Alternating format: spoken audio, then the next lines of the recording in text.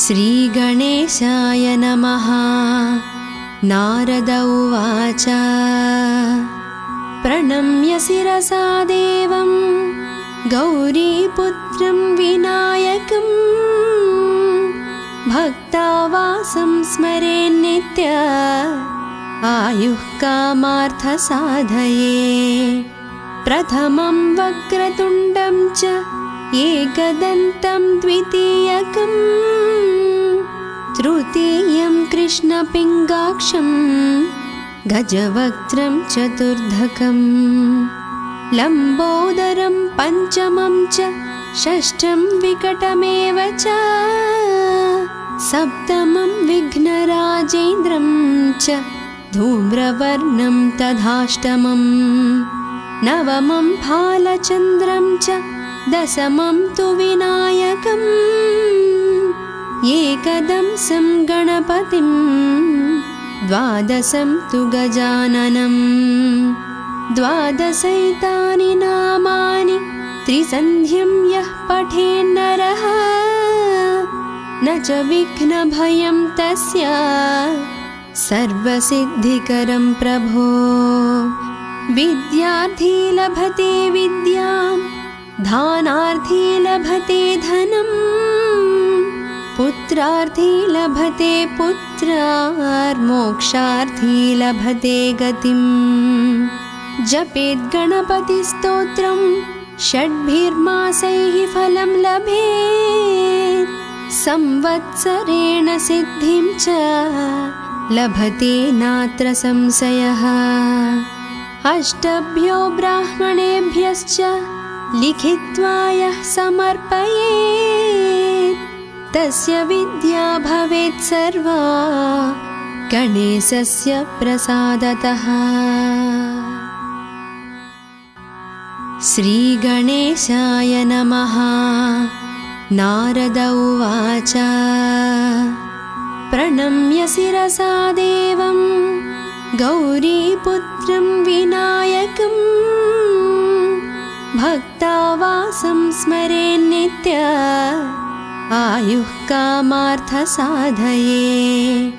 प्रथमं वक्रतुण्डं च एकदन्तं द्वितीयकं तृतीयं कृष्णपिङ्गाक्षं गजवक्त्रं चतुर्धकं लम्बोदरं पञ्चमं च षष्ठं विकटमेव च सप्तमं विघ्नराजेन्द्रं च धूम्रवर्णं तथाष्टमं नवमं भालचन्द्रं च दशमं तु विनायकम् एकदंसं गणपतिं द्वादशं तु गजाननं द्वादशैतानि नामानि त्रिसन्ध्यं यः पठेन्नरः न च विघ्नभयं तस्य सर्वसिद्धिकरं प्रभो।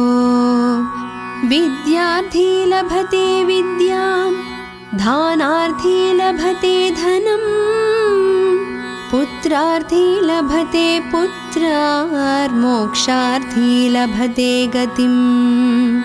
जपेत् गणपतिस्तोत्रं षड्भिर्मासैः फलं लभेत् संवत्सरेण सिद्धिं च लभते नात्र संशयः।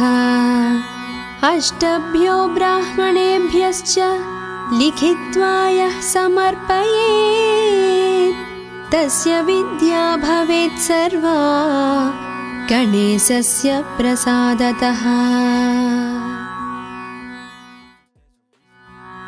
श्रीगणेशाय नमः।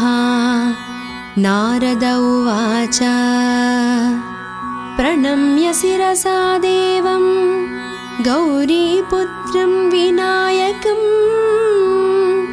भक्तावासं स्मरेन्नित्य आयुः कामार्थसाधये।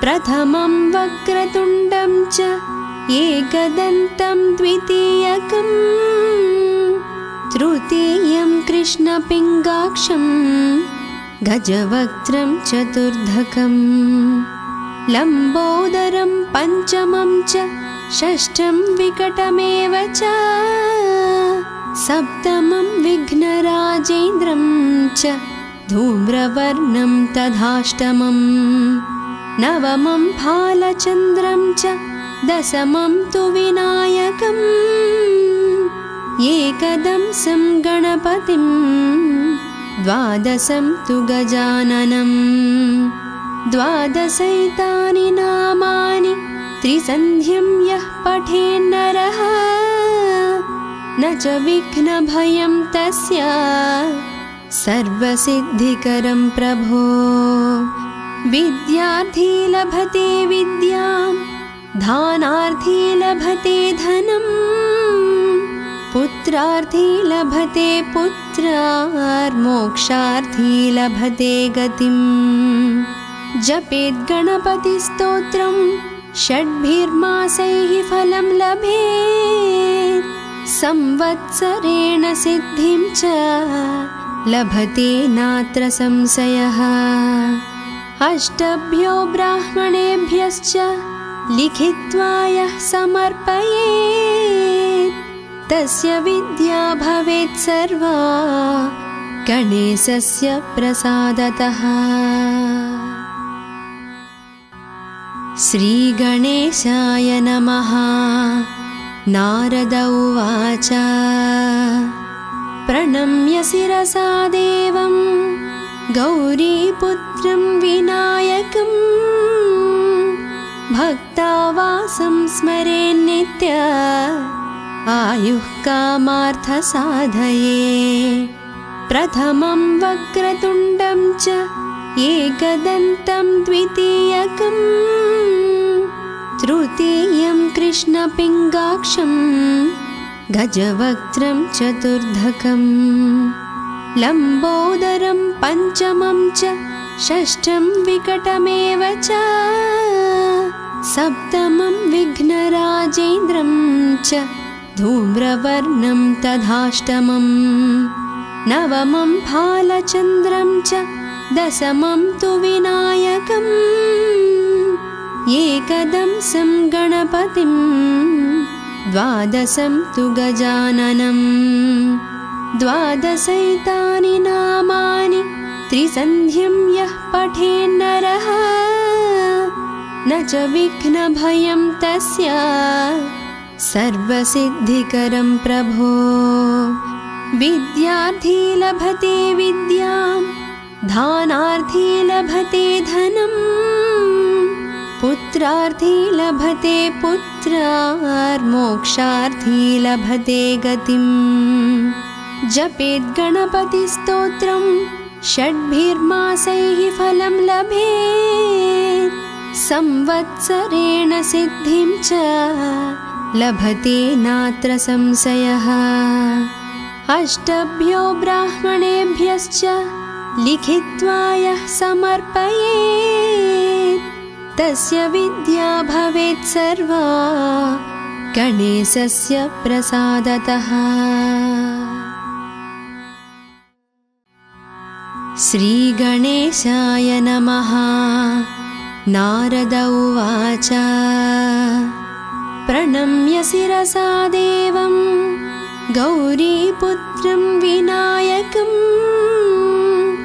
भक्तावासं स्मरेन्नित्य आयुः कामार्थसाधये प्रथमं वक्रतुण्डं च एकदन्तं द्वितीयकं तृतीयं कृष्णपिङ्गाक्षं गजवक्त्रं चतुर्धकं लम्बोदरं पञ्चमं च षष्ठं विकटमेव च सप्तमं विघ्नराजेन्द्रं च धूम्रवर्णं तथाष्टमं नवमं फालचन्द्रं च दशमं तु विनायकम् एकदंसं गणपतिं द्वादशं तु गजाननं द्वादशैतानि नामानि त्रिसन्ध्यं यः पठेन्नरः न च विघ्नभयं तस्य सर्वसिद्धिकरं प्रभो।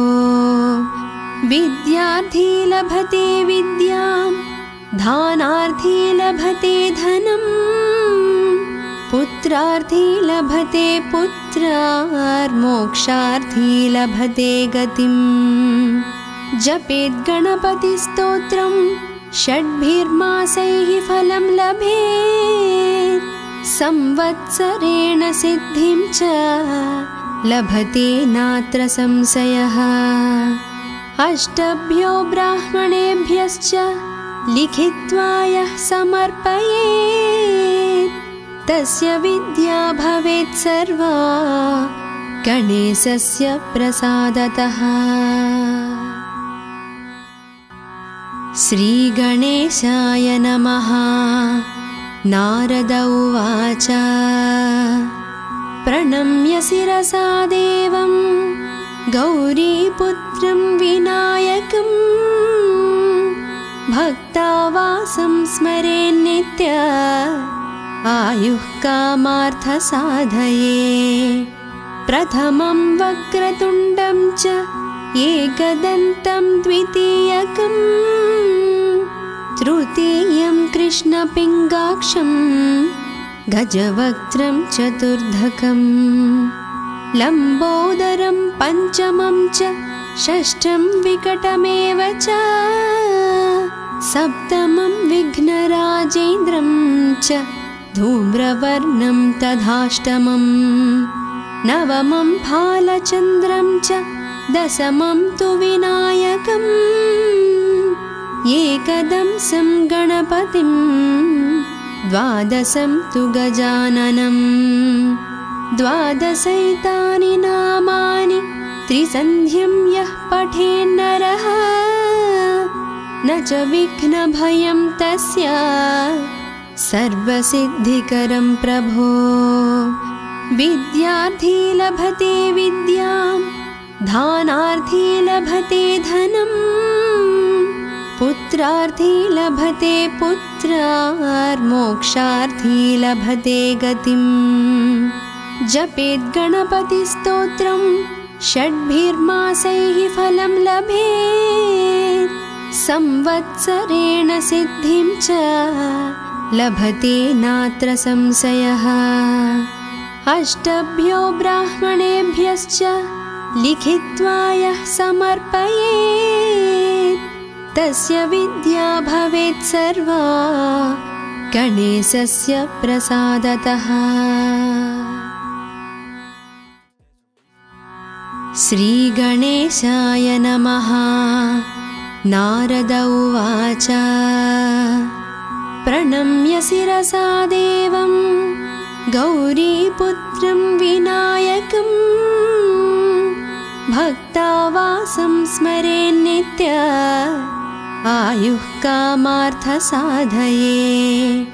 प्रथमं वक्रतुण्डं च एकदन्तं द्वितीयकं, तृतीयं कृष्णपिङ्गाक्षं गजवक्त्रं चतुर्धकं, लम्बोदरं पञ्चमं च षष्ठं विकटमेव च, सप्तमं विघ्नराजेन्द्रं च धूम्रवर्णं तथाष्टमं, नवमं भालचन्द्रं च दशमं तु विनायकम्, एकदंसं गणपतिं द्वादशं तु गजाननं। द्वादशैतानि नामानि त्रिसन्ध्यं यः पठेन्नरः, न च विघ्नभयं तस्य सर्वसिद्धिकरं प्रभो।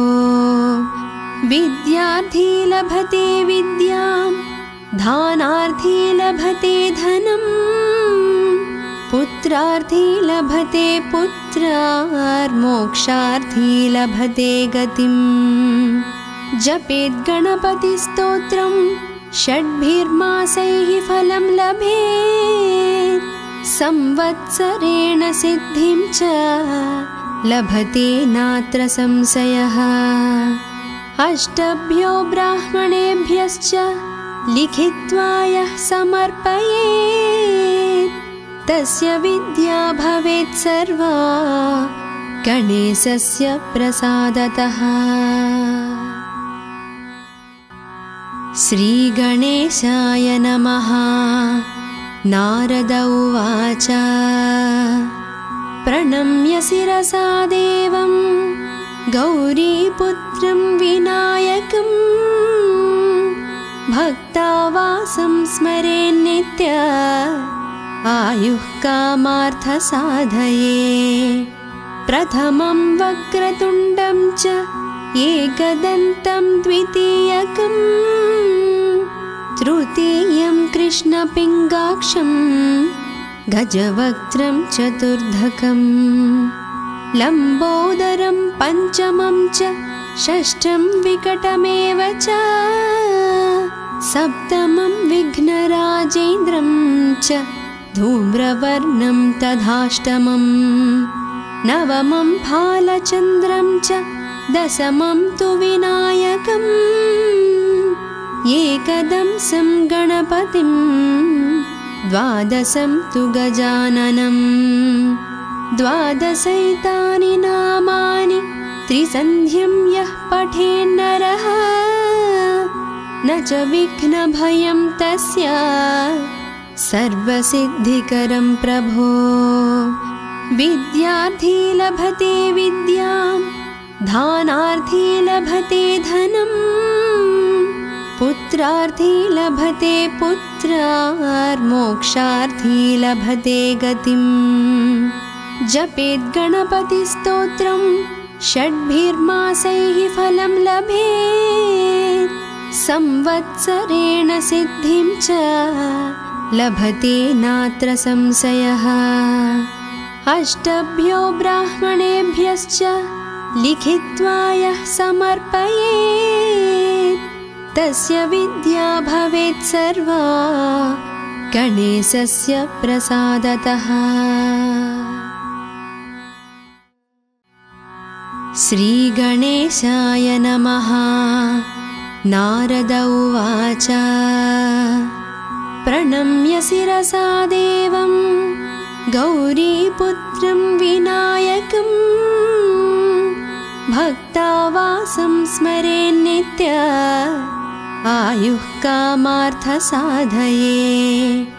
प्रथमं वक्रतुण्डं च एकदन्तं द्वितीयकं तृतीयं कृष्णपिङ्गाक्षं गजवक्त्रं चतुर्धकं लम्बोदरं पञ्चमं च षष्ठं विकटमेव च सप्तमं विघ्नराजेन्द्रं च धूम्रवर्णं तथाष्टमं नवमं भालचन्द्रं च दशमं तु विनायकम् एकदंसं गणपतिं द्वादशं तु गजाननं द्वादशैतानि नामानि त्रिसन्ध्यं यः पठेन्नरः न च विघ्नभयं तस्य सर्वसिद्धिकरं प्रभो।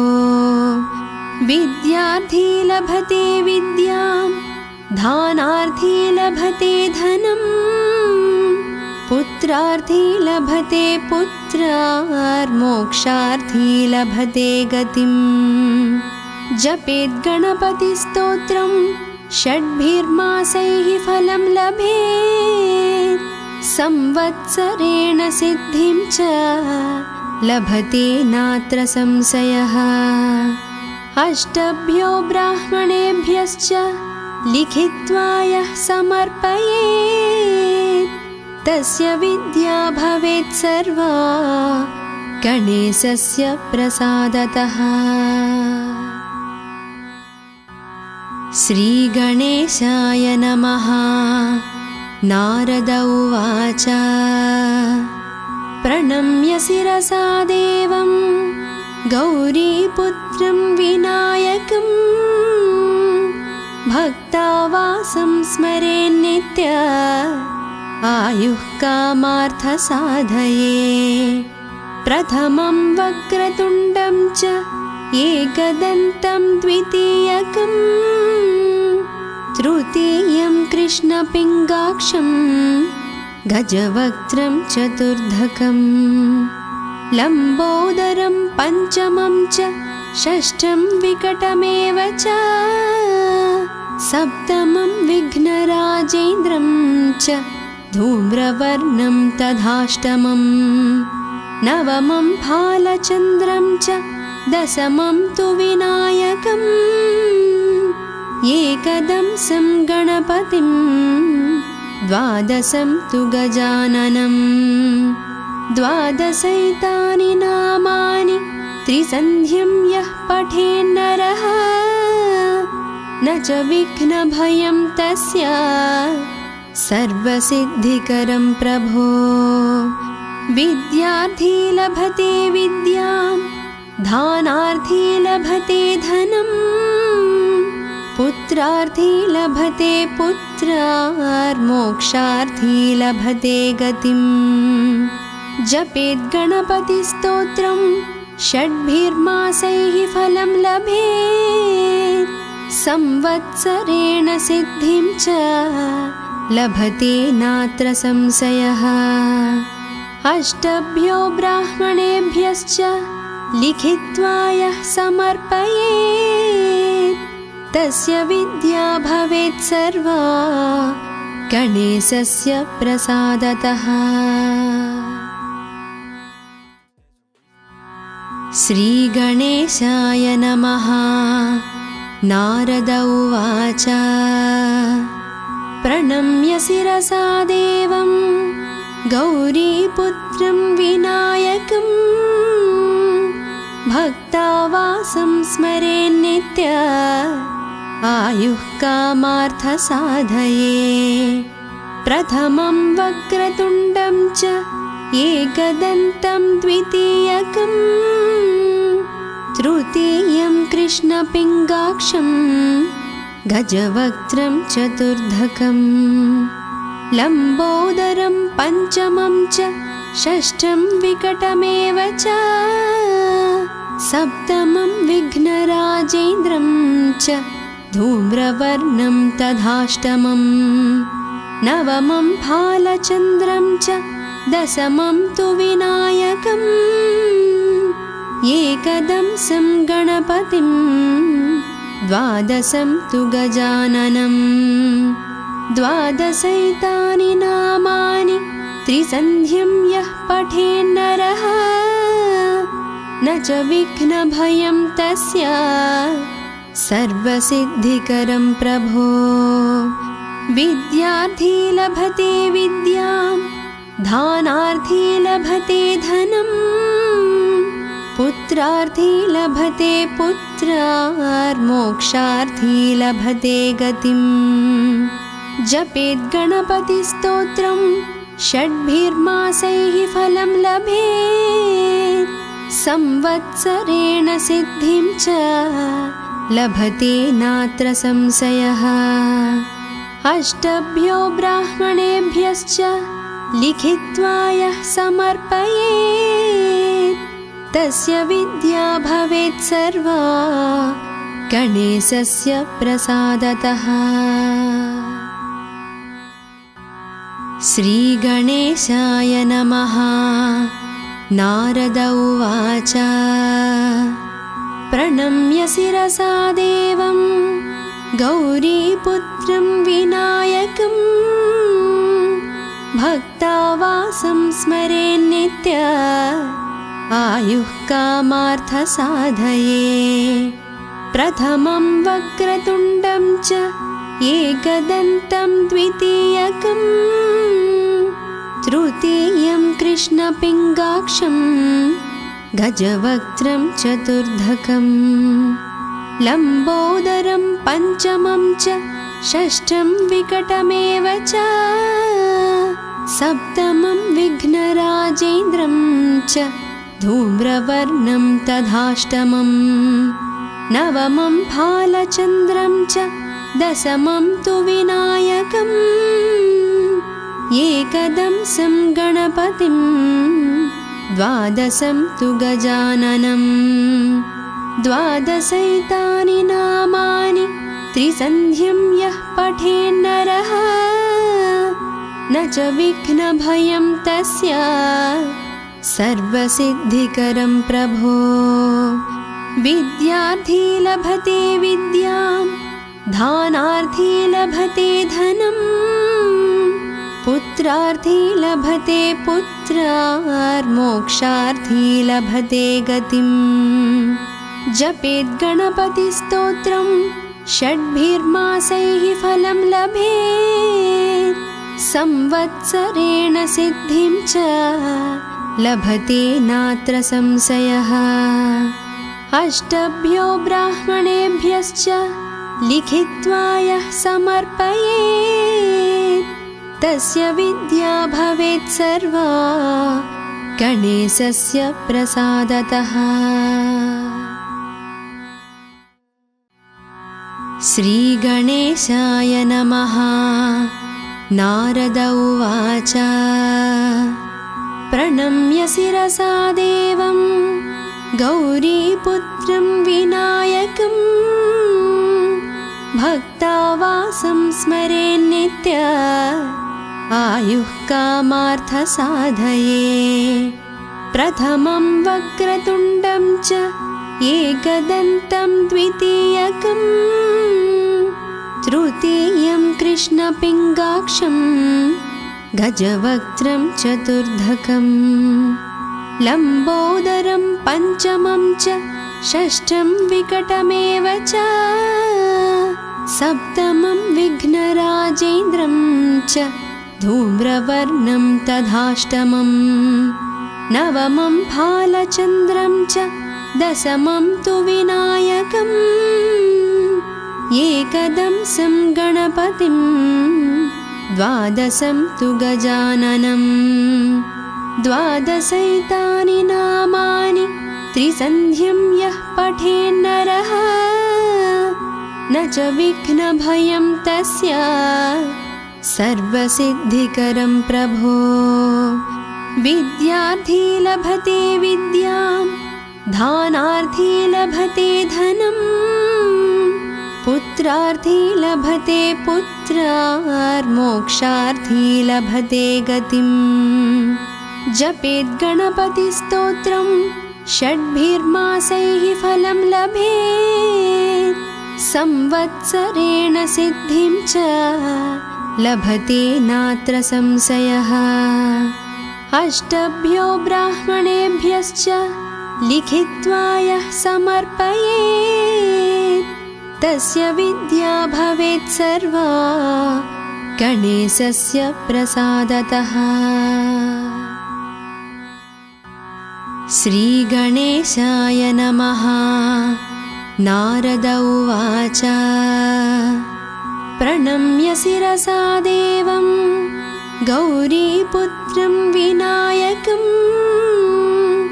भक्तावासं स्मरेन्नित्य आयुः कामार्थसाधये। प्रथमं वक्रतुण्डं च एकदन्तं द्वितीयकं तृतीयं कृष्णपिङ्गाक्षं गजवक्त्रं चतुर्धकं लम्बोदरं पञ्चमं च षष्ठं विकटमेव च सप्तमं विघ्नराजेन्द्रं च धूम्रवर्णं तथाष्टमं नवमं भालचन्द्रं च दशमं तु विनायकम् एकदंसं गणपतिं द्वादशं तु गजाननं द्वादशैतानि नामानि त्रिसन्ध्यं यः पठेन्नरः न च विघ्नभयं तस्य सर्वसिद्धिकरं प्रभो। विद्यार्थी लभते विद्यां दानार्थी लभते धनं पुत्रार्थी लभते पुत्रार्मोक्षार्थी लभते गतिम्। जपेत् गणपतिस्तोत्रं षड्भिर्मासैः फलं लभेत् संवत्सरेण सिद्धिं च लभते नात्र संशयः। अष्टभ्यो ब्राह्मणेभ्यश्च लिखित्वा यः समर्पयेत् तस्य विद्या भवेत् सर्वा गणेशस्य प्रसादतः। श्रीगणेशाय नमः।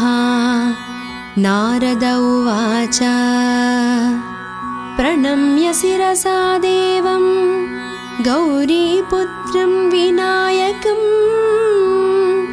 भक्तावासं स्मरेन्नित्य आयुः कामार्थसाधये। प्रथमं वक्रतुण्डं च एकदन्तं द्वितीयकं तृतीयं कृष्णपिङ्गाक्षं गजवक्त्रं चतुर्धकं लम्बोदरं पञ्चमं च षष्ठं विकटमेव च सप्तमं विघ्नराजेन्द्रं च धूम्रवर्णं तथाष्टमं नवमं फालचन्द्रं च दशमं तु विनायकम् एकदंसं गणपतिं द्वादशं तु गजाननं द्वादशैतानि नामानि त्रिसन्ध्यं यः पठेन्नरः न च विघ्नभयं तस्य सर्वसिद्धिकरं प्रभो। विद्यार्थी लभते विद्यां दानार्थी लभते धनं पुत्रार्थी लभते पुत्रार्मोक्षार्थी लभते गतिं। जपेत् गणपतिस्तोत्रं षड्भिर्मासैः फलं लभेत् संवत्सरेण सिद्धिं च लभते नात्र संशयः। अष्टभ्यो ब्राह्मणेभ्यश्च लिखित्वा यः समर्पयेत् तस्य विद्या भवेत् सर्वा गणेशस्य प्रसादतः। श्रीगणेशाय नमः। नारद उवाच प्रणम्य शिरसा देवं गौरीपुत्रं विनायकं भक्तावासं स्मरेन्नित्य आयुः कामार्थसाधये। प्रथमं वक्रतुण्डं च एकदन्तं द्वितीयकं तृतीयं कृष्णपिङ्गाक्षं गजवक्त्रं चतुर्धकं लम्बोदरं पञ्चमं च षष्ठं विकटमेव च सप्तमं विघ्नराजेन्द्रं च धूम्रवर्णं तथाष्टमं नवमं फालचन्द्रं च दशमं तु विनायकम् एकदंसं गणपतिं द्वादशं तु गजाननं द्वादशैतानि नामानि त्रिसन्ध्यं यः पठेन्नरः न च विघ्नभयं तस्य सर्वसिद्धिकरं प्रभो। विद्यार्थी लभते विद्यां दानार्थी लभते धनं पुत्रार्थी लभते पुत्रार्मोक्षार्थी लभते गतिं। जपेत् गणपतिस्तोत्रं षड्भिर्मासैः फलं लभेत् संवत्सरेण सिद्धिं च लभते नात्र संशयः। अष्टभ्यो ब्राह्मणेभ्यश्च लिखित्वा यः समर्पयेत् तस्य विद्या भवेत् सर्वा गणेशस्य प्रसादतः।